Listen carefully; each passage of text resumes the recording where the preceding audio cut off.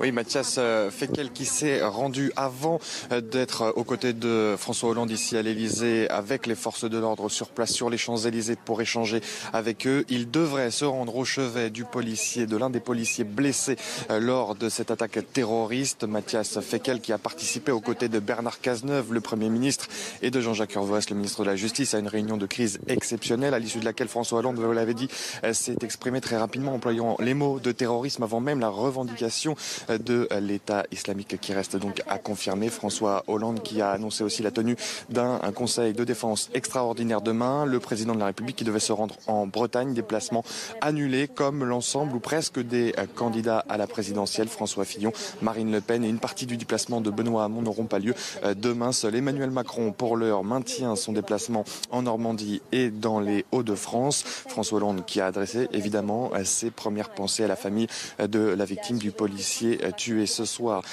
sur les Champs-Élysées à 2 jours maintenant, puisque nous sommes après minuit du premier tour de l'élection présidentielle. Il veut que le processus démocratique suive son cours et qu'il faut rappeler que Bernard Cazeneuve, le Premier ministre, avait succédé à Manuel Valls avec comme priorité la sécurité des Français. Lutter contre le terrorisme, c'était la priorité de ce gouvernement le plus éphémère de la Ve République.